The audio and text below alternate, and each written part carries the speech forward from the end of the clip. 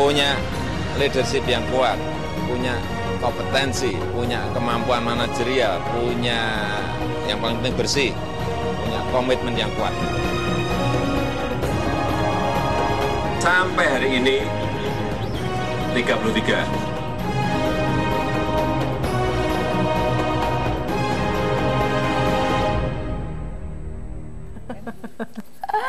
Ya pemirsa, ini kita sudah asik ngobrol dengan para narasumber kita di sini. Suatu hal yang sedang hangat dibicarakan, juga mungkin hangat dibicarakan oleh Anda juga, ini mengenai bagaimana komposisi kabinet dari Jokowi JK. Di sini sudah ada Mbak Eva Kusuma Sundari, politisi dari PDI Perjuangan, yang katanya juga calon juga katanya Mbak ya. Kita akan pastikan nanti ya, kita kan mengakomodasi segala gosip-gosip yang ada gitu kan. Ya benar kan Mas?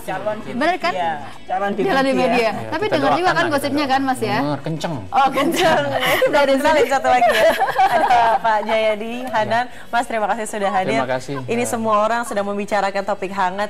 Tadi saya meminjam istilah bola adalah rumor bursa transfer di kabinet. Siapakah yang akan menempati pos-pos. Ini sebetulnya seberapa idealkah waktu yang dibutuhkan oleh seorang presiden untuk membuat sebuah kabinet ideal bagi pemerintahan baru?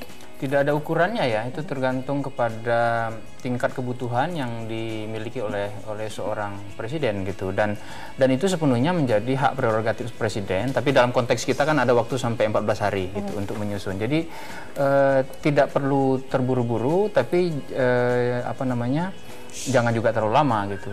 Nah, ada contoh ekstrim ya, misalnya Presiden Obama itu di periode pertama pemerintahannya ada beberapa 2-3 menteri yang sampai sudah hampir 6 bulan itu belum ditunjuk gitu. Memang prosesnya agak berbeda gitu, tapi saya ingin menggambarkan bahwa ya presiden punya waktu sesuai dengan kewenangan yang diberikan kepadanya untuk memikirkan dengan masak-masak gitu. Siapa saja yang akan menjadi pembantu-pembantunya dalam melaksanakan agenda-agenda utama yang sudah dia janjikan kepada rakyat dalam pemilihan presiden yang lalu. Nah nih Mbak Eva, ini kan waktu itu kan sebelum pelantikan Pak Jokowi bilang katanya hari ini mengumumin gitu ya. Kita tunggu nih gitu. Ada yang bilang katanya jam 8. Tapi ada juga dibilang katanya kemungkinan besok. Ini apa yang terjadi nih Mbak? Karena kan kalau kita mendengarkan katanya nama-nama tuh sudah ada, 43 nama sudah diserahkan. Nah Mbak, di internal apa sih yang sedang terjadi sekarang ini? Aku pikir Pak Jokowi sangat prudent, hati-hati sekali ya, karena kan pertaruhannya secara politik kan berat, karena setelah pesta selesai ada 3 ujian yang harus dihadapi. Yang pertama itu kan bagaimana membangun kabinet yang kredibel, yang mendapat dukungan maupun kepercayaan dari masyarakat. Karena mengingat situasi parlemen yang kita nggak terlalu kuat ya, jadi dukungan dari masyarakat ini penting. Dan kalau kabinetnya nanti quote and quote kontroversial kan berat juga bagi Pak Jokowi untuk memulai langkah pertama di dalam pemerintahan tersebut. Jadi kalau 1-2 hari saya pikir nggak akan banyak bedanya ya, tapi yang penting menghitung dampak terhadap dukungan terhadap Pak Jokowi. Atau jangan-jangan tertundanya ini gara-gara hasilnya dari KPK dan PPATK itu yang ada label merah, label itu yang kuning, kaitan kehati-hatian itu di situ. Jangan sampai kemudian ada kontroversi. Jadi ada kemungkinan juga dari 43 nama yang diajukan itu ada nama-nama calon kuat yang ternyata diberikan label hati-hati oleh KPK. Betul. Kalau merujuk statement Pak JK, Pak Jokowi kan memang dengan tegas beliau berdua menyatakan masukan dari KPK, PPATK dan Dirjen Pajak itu menjadi konsideran yang penting bagi penentuan seleksi akhir gitu. Saya kira itu memang saya setuju ya, bahwa memang masukan dari KPK, PPATK atau hal-hal yang terkait dengan pemberantasan korupsi itu harus menjadi pertimbangan, karena bagaimanapun salah satu agenda ke depan itu adalah memastikan bahwa pemberantasan korupsi terus berlanjut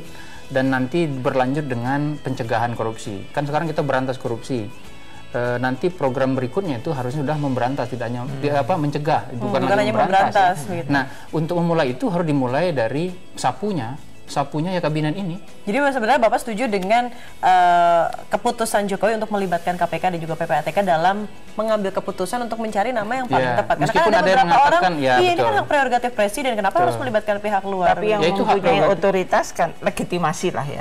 Legitimasi tentu adalah penegak hukum kan, yang mempunyai dan juga yang punya data PPATK. Nah, itu hak prerogatif presiden untuk mencari masukan dari mana saja yang dia anggap perlu kan gitu. Jadi itu hak prerogatif presiden juga untuk meminta masukan kepada KPK, meminta masukan kepada PPATK dan pihak manapun. Nah, yang penting adalah ketika memutuskan itu sepenuhnya presiden yang memutuskan. Itu yang paling penting. Keputusan untuk membawa 43 nama ini kepada KPK dan ke PPATK ini juga tentunya menimbulkan benturan juga ya Mbak ya. Ketika kemudian Jokowi JK setelah menetapkan 16 posisi untuk profesional partai. Dan kemudian ternyata sudah ada nama-nama yang diajukan oleh partai-partai anggota koalisinya dan ternyata kemudian nama tersebut merah Anda. Nah, kita ingin mempertanyakan nih komitmen Pak Jokowi bagaimana ya ketika kemudian nama itu tersangkut memiliki tanda-tanda tertentu dari kalau KPK. Komitmen moral jelas melalui statement beliau berdua ya Pak JK dan Pak Jokowi bahwa masukan itu kita pakai sebagai konsideran. Karena baik KPK dan juga PPATK tidak mau mengumumkan siapa nama-nama tersebut, jadi kita tahu dari mana. Kan praduga tidak bersalah asasnya, jadi dikembalikan dan mungkin kalau yang dari partai kembalikan ke partai oleh Pak Jokowi. Kalau yang dari profesional ya tentu terus dipakai konsideran dia untuk nggak manggil dan seterusnya. Tapi saya melihatnya ini prinsip kehati-hatian beliau. Meskipun sebetulnya mau dimerahin, mau di pink pun kan kalau prerogatif presiden kan dia bisa ya. Tapi kan risiko politik harus dihitung. Berarti ada kemungkinan misalnya katakanlah dari partai A mengajukan ini tapi namanya tersangkut tanda begitu, dikembalikan lagi. Bolehlah tetap dari partai ini tapi nama lain begitu. Itu proses proses tarik menarik back and forth ya kesana kemari itu pasti akan terjadi dalam proses seperti ini. Karena posisi menterinya sedikit. 33 itu tetap aja sedikit dibandingin yang berminat ya. Katanya kan dimulai dari 200 nama tuh ya, setelah disaring 200 lalu menjadi 100 lalu menjadi 43 ya. Nah, pertanyaannya adalah untuk menyaring nama-nama itu apa yang harus dipakai? Ya, untuk menyaring itu perlu kriteria. Kriteria apa yang harus dipakai? Kriteria yang sedapat mungkin objektif kan. Nah, salah satu kriteria objektif yaitu misalnya track record dalam hal kebersihan sang calon, ya kebersihan dari sang calon dari masalah-masalah hukum, ya atau tidak terlibat korupsi itu. Nah, dari mana kita tahu seseorang itu memiliki track record data itu? Ya dari lembaga-lembaga yang memiliki kapasitas untuk itu, antara lain KPK, PPATK dan sebagainya. Jadi itu salah satu kriteria objektif yang yang membuat presiden punya alat yang cukup efektif untuk saya ingin mengangkat ke menteri dari kamu tapi nama yang kamu ajukan tidak cocok menurut kriteria ini, maka harus bisa diajukan yang lain. Tapi Mas melihat komparasi antara pemerintahan sebelumnya begitu membentuk sebuah kabinet sampai mengumumkan sebuah kabinet, ada perbedaan tersendiri tidak kan? Kita kontras ya perbedaannya. Begitu melihat banyak kejutan dengan pemerintahan baru Jokowi ini. Dari mulai hal yang memang sangat resmi begitu, proses pembentukan kabinet sampai hal-hal di luar yang membuat kita, wah ini memang yang baru dari Jokowi. Ada tidak perbedaan yang paling signifikan dari pemerintahan? Ya kalau sekarang yang paling signifikan ini kan cenderung kita tahu ada seleksi, tetapi detail proses seleksinya itu kita tidak diberitahu ya. Bahkan siapa saja yang terlibat itu kita juga tidak sampai tahu. Sekarang masih ya ada keuntungan dan kelebihan masing-masing ya. Kelebihannya itu tadi misalnya tim Jokowi memiliki kesempatan untuk secara betul-betul hati-hati untuk memeriksa nama-nama sampai kemudian lalu juga ketika ditemukan nama yang tidak pas itu lebih mudah untuk dieliminasi. Kalau dulu kan kalau sudah dipanggil coba tiba-tiba ada hal nggak jadi kan, satu yang bersangkutan malu, yang kedua integritas sistem dipertanyakan, yang ketiga agak sulit kemudian untuk melakukan perubahan kan gitu dari sisi itu. Jadi menurut Anda justru sistem ini justru lebih baik begitu ya? Lebih terjaga.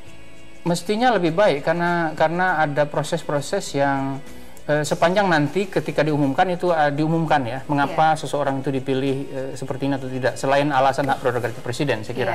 Jadi itu bisa menghasilkan hal yang lebih baik, kecuali ya ini dengan asumsi bahwa proses yang tidak diketahui secara langsung oleh publik ini dilakukan secara benar ya.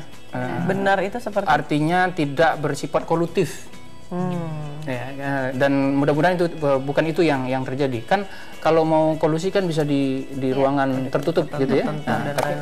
Nah, mudah-mudahan ini tidak seperti itu. Nah, saya kira dugaan-dugaan ada kolutif, aspek-aspek kolutif itu bisa dikurangi dengan kenyataan bahwa misalnya dalam proses ini tim Jokowi, Pak Jokowi dalam hal ini melibatkan sejumlah pihak yang kredibilitasnya sudah diketahui oleh publik seperti KPK, PPATK atau lembaga-lembaga penegak hukum. Juga kan melibatkan mempertimbangkan juga masukan-masukan dari masyarakat. Betul. Baik. Oke, kita jadi pengen tahu sebenarnya Mbak, siapa sih sebenarnya yang paling berperan dalam penentuan posisi-posisi menteri ini? Pengen dengar bocorannya ya, tapi kita akan jawab setelah pariwara berikut ini pemirsa.